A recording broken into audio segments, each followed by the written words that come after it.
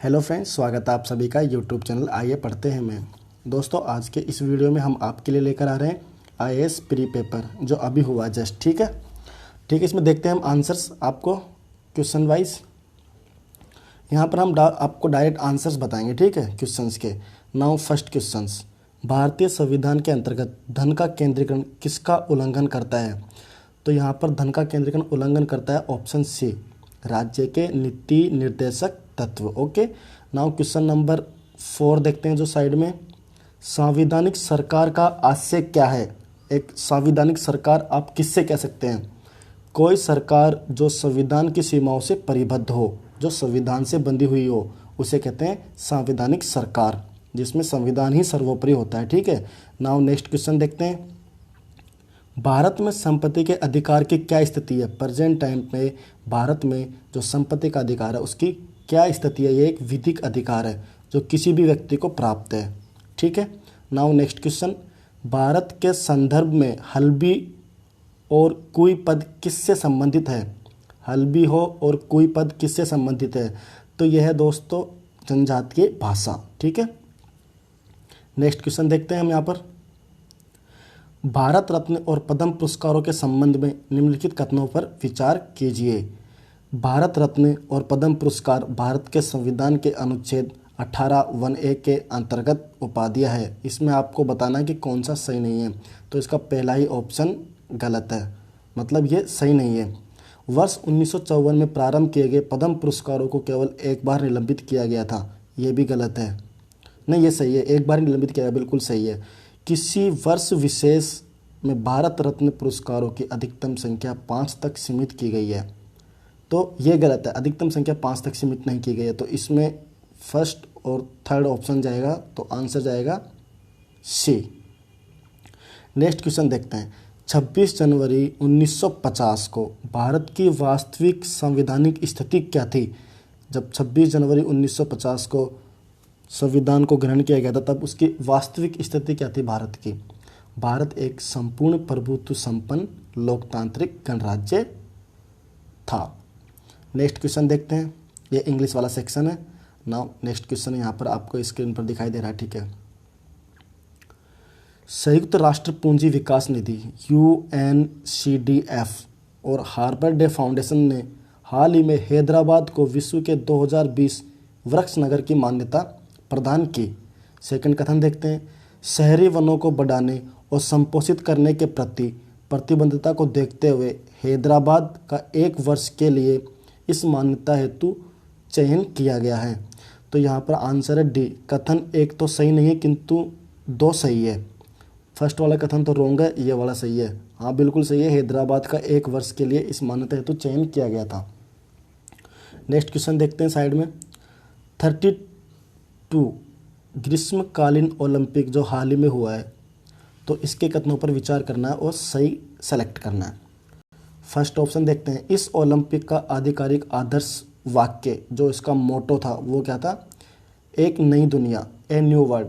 गलत है, ये नहीं था इसका। ठीक है, इस ओलंपिक में sport climbing, surfing, skateboarding, karate तथा बेसबॉल को शामिल किया गया, ये सही है। इसमें 4 गेम शामिल किए गए थे। नहीं, फर्स्ट है sport climbing, second surfing, third है स्केट बोर्डिंग और फोर्थ है कराटे और बेसबॉल। तो इनमें इन चारों पांचों गेमों को इस बार के जो ओलंपिक हुआ है इसमें शामिल किया गया। ठीक है, नेक्स्ट क्वेश्चन देखते हैं। ICC वर्ल्ड टेस्ट चैंपियनशिप के संदर्भ में निम्नलिखित कथनों पर विचार कीजिए। ICC वर्ल्ड टेस्ट चैंपियनशिप के संदर्भ में निम्नलिखित कथनों पर विचार कीजिए। अंतिम दौर में पहुंचने वाली टीमों का निर्धारण उनके द्वारा जीते गए मैचों की संख्या के आधार पर किया गया। तो यहाँ पर आपको ऑप्शन देखना सही, तो ये ऑप्शन गलत है क्योंकि सही नहीं है ये। न्यूजीलैंड का स्थान इंग्लैंड से ऊपर था क्योंकि उसने इंग्लैंड की तुलना में अधिक मैच जीते, ये भी गलत है। न्यूजीलैंड का स्थान इंग्लैंड से ऊपर नहीं है, तो यहाँ पर ना तो 1 और ना ही 2। ठीक है, नेक्स्ट क्वेश्चन देखते हैं। वर्ष 2000 में प्रारंभ किए गए लॉरियंस विश्व खेल पुरस्कार के संदर्भ में निम्नलिखित कथनों पर विचार कीजिए। तो यहाँ पर कौन सा सही पूछा गया? अमेरिकी गोल्फ खिलाड़ी टाइगर वुड्स इस पुरस्कार का सर्वप्रथम विजेता थे, बिल्कुल सही है। अब तक यह पुरस्कार अधिकतर फार्मूला 1 के खिलाड़ियों को मिला है, नहीं, गलत। अन्य खिलाड़ियों की तुलना में रोजर फेडरर को यह पुरस्कार सर्वाधिक बार मिला है। बिल्कुल सही है, रोजर फेडरर को यह पुरस्कार सर्वाधिक बार मिला है। नेक्स्ट क्वेश्चन देखते हैं स्क्रीन पर 11। शहर का अधिकार एक सम्मत मानव अधिकार है तथा इस संबंध में संयुक्त राष्ट्र हैबिटेट यूएन हैबिटेट प्रत्येक देश द्वारा की गई प्रतिबद्धताओं को मॉनिटर करता है। तो यहाँ पर आपको ऑप्शन देखना है कि कौन सा ऑप्शन करेक्ट है, मतलब आपसे पूछा गया कि सही कौन सा कथनों में। तो फर्स्ट वाला सही है, प्रत्येक देश द्वारा की गई प्रतिबद्धताओं को मॉनिटर करता है। सेकंड ऑप्शन देखते हैं हम यहाँ पर, शहर का अधिकार शहर के प्रत्येक निवासी को शहर में सार्वजनिक स्थानों को वापस लेने एवं सार्वजनिक सहभागिता का अधिकार देता है। बिल्कुल सही है। थर्ड ऑप्शन देखते हैं, शहर का अधिकार का आशय है कि राज्य शहर की अनधिकृत बस्तियों को किसी भी लोक सेवा या सुविधा से वंचित नहीं कर सकता। जो अनधिकृत बस्ती है तो उनको लोक सुविधाओं से वंचित भी किया जा सकता है। तो यहाँ पर ऑप्शन 1 और 2 मतलब कथन फर्स्ट और सेकंड सही है, थर्ड थोड़ा गलत है। ठीक है, नाउ नेक्स्ट क्वेश्चन देखते हैं। भारत के संदर्भ में निम्नलिखित कथनों पर विचार कीजिए।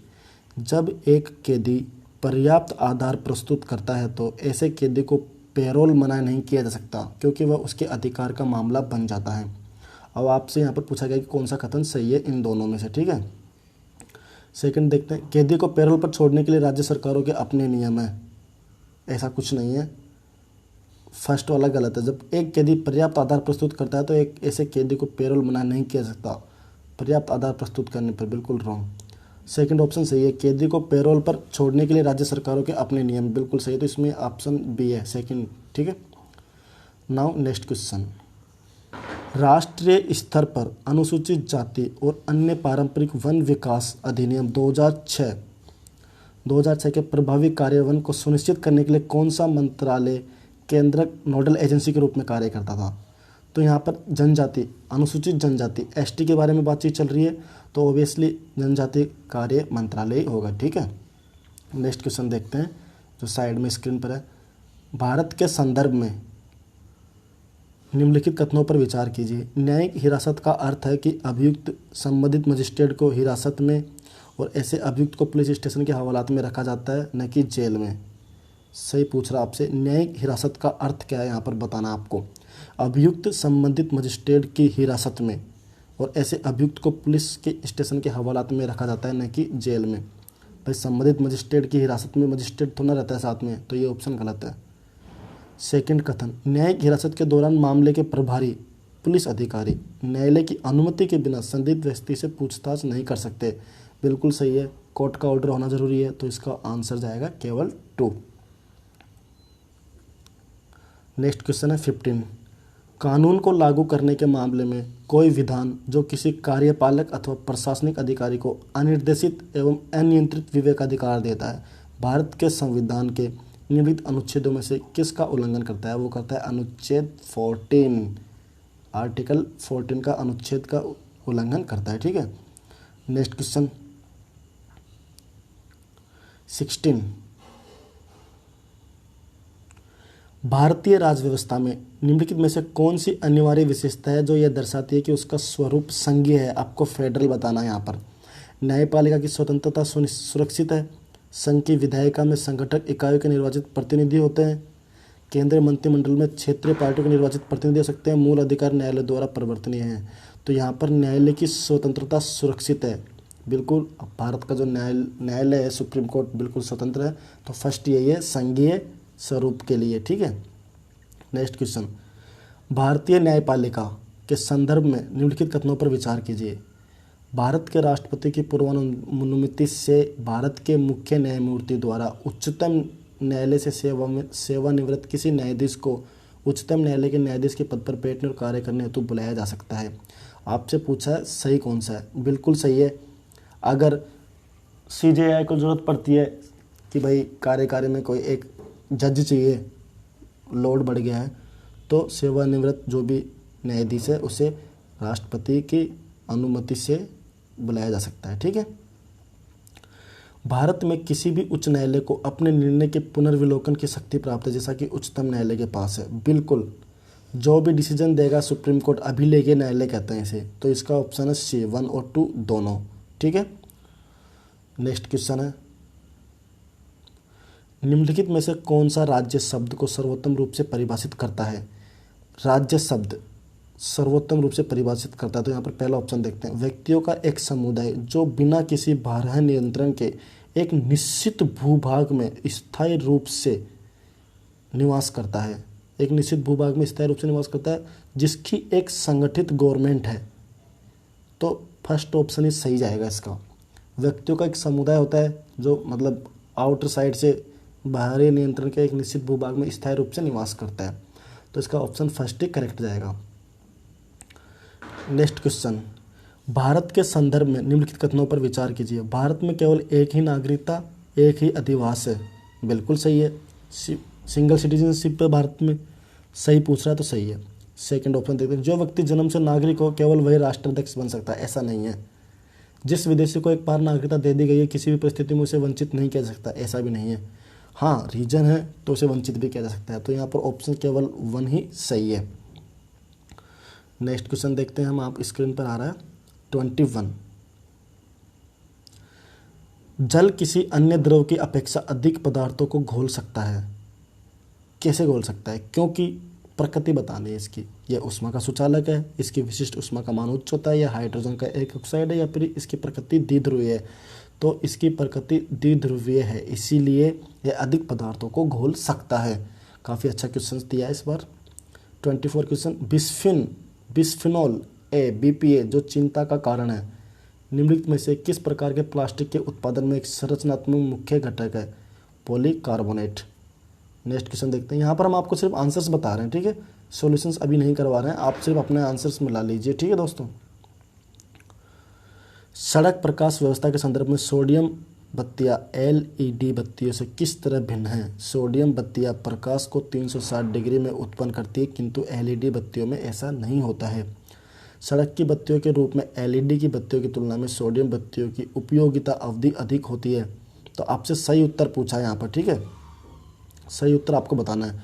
तो फर्स्ट वाला सही है। और सड़क की बत्तियों के रूप में LED की बत्तियों की तुलना सोडियम बत्तियों की उपयोगिता की अवधि अधिक होती है। सोडियम बत्तियों की उपयोगिता अधिक होती है, नहीं, गलत है। सोडियम बत्ती के दृश्य प्रकाश का स्पेक्ट्रम लगभग एक वर्णीय होता है, जबकि LED बत्तियां सड़क प्रकाश व्यवस्था में सार्थक वर्ण सुविधाएं कलर एडवांटेज प्रदान करती है। सही है। तो पहला और C इसका करेक्ट होना चाहिए आंसर, बिल्कुल सही है, पहला और C इसका आंसर करेक्ट है। 25, निम्नलिखित में से किसमें ट्राइक्लोसन के विद्यमान होने की सर्वाधिक संभावना है जिसके लंबे समय तक उच्च स्तर के प्रभाव में रहने को हानिकारक माना जाता है? प्रसाधन सामग्री।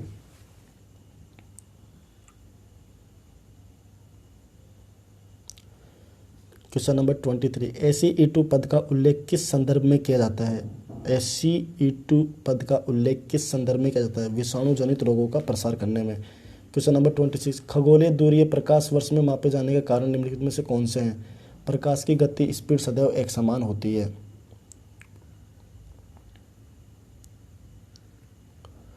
हमने ब्रिटिश मॉडल पर आधारित संसदीय लोकतंत्र को अपनाया, किंतु हमारा मॉडल उस मॉडल से किस प्रकार भिन्न है? जहाँ तक विधि निर्माण का संबंध है, ब्रिटिश संसद सर्वोपरि अथवा संप्रभु है, किंतु भारत में संसद की विधि निर्माण की शक्ति परिसीमित है। न्यायिक पुनरावलोकन हो जाता है। भारत में संसद के किसी अधिनियम के संशोधन की संवैधानिकता से संबंधित मामले उच्चतम न्यायालय द्वारा संविधान पीठ को भेजे जा सकते हैं। दोनों ही सही है। न्यायिक पुनरावलोकन।